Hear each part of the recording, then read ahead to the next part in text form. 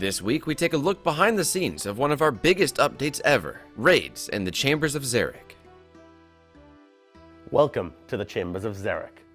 We finally brought a raiding system to Old School, and it's one of the biggest updates we've ever done. Raids will handle all the way up to 100 people in your clan chat, as that's what the clan chat can handle. But you can go in solo if you like, but we're making no promises that you'll be able to make it through alive. So whilst you can take your own items in, we anticipate that you might start running out by the time you've made it way through the dungeon. So we've provided food for you. We've provided the ability to make potions within the dungeon to help supply you and the rest of your team. The potions in the Chambers of Xeric are different to the ones you would normally use. Now, some of their effects would be similar, but the herbs you're going to use to make them, the secondaries you're going to use to make them, will be slightly different. So the question is, what do you get for this? Do raids make bonk? Well, we're going to try our best to make sure. We've had a lot of discussion about the rewards with the community, and I think we've got some very, very nice ones. As you progress through a raiding dungeon, the more you do, the more damage you deal, and the more you help out through healing other players and making potions, etc., the more points you'll earn towards loot. And the points you earn are both individual and towards the team.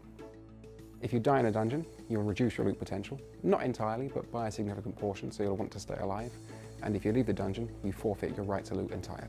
So we've got some new top tier rewards coming from raids. That's the Elder Maul, a tier 75 crush weapon. The Kodai Wand, which is a tier 75 magic weapon that can autocast ancients and has unlimited water runes. We've got the Ancestral Robes, our non-degrading tier 75 magic robes. We've got all new gameplay coming in Din's Bulwark, which is a two-handed shield. We've got some range rewards in the Twisted Bow, which has increased damage against magical targets. The Twisted Buckler, which is a tier 75 offensive range shield. A couple of mid-tier rewards in the Dragon Sword and the Dragon Throne Axe.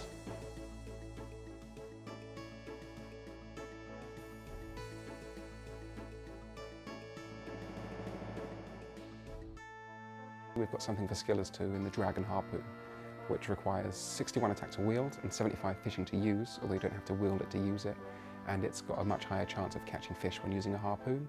And it can be upgraded with a smouldering stone to make an Infernal Harpoon, which has a 1 in 3 chance of cooking fish as you catch them.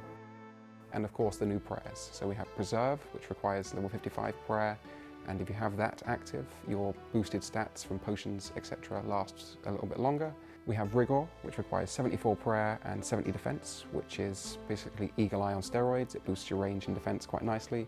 And Augury, which requires 77 prayer and 70 defense, which boosts your magical accuracy and your defense quite nicely too.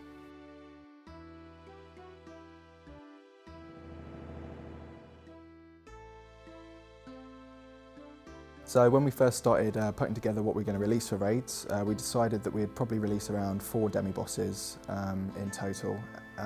My job was to basically lay down some initial designs, and with those designs create assets which could be compiled by the developers, and then they could take the initial designs along with the assets and develop them further in terms of boss mechanics if they wished. So in terms of aesthetics, I wanted everyone to walk into one of these boss encounters and feel that each one was drastically different, but at the same time all feeling like they belonged in this raids environment. So you've got the initial raids environment that you walk through when you first enter the dungeons, but each boss room will be slightly themed. So for Vespula there'll be a slightly abyssal look to the room. For Tecton there'll be more like a volcanic look.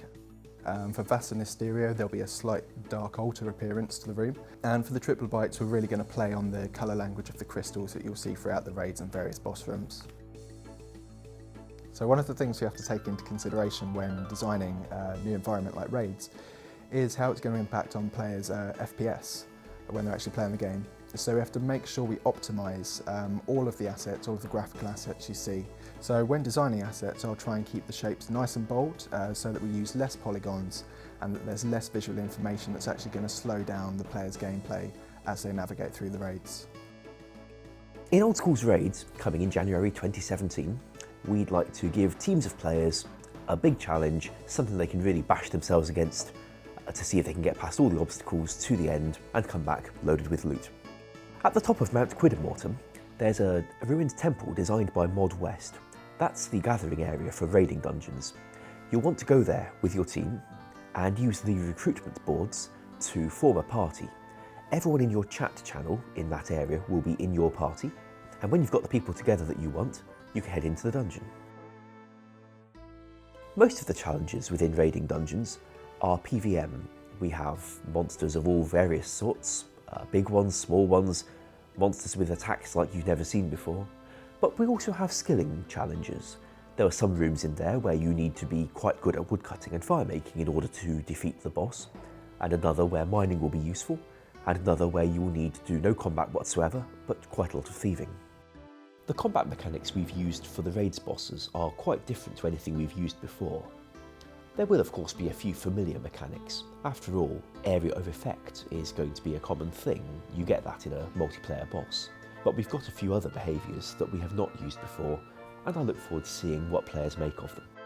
So there you have it. Raids in the Chambers of Xeric go live January 5th. So gather your friends and get ready to take on Old School Runescape's toughest challenge yet.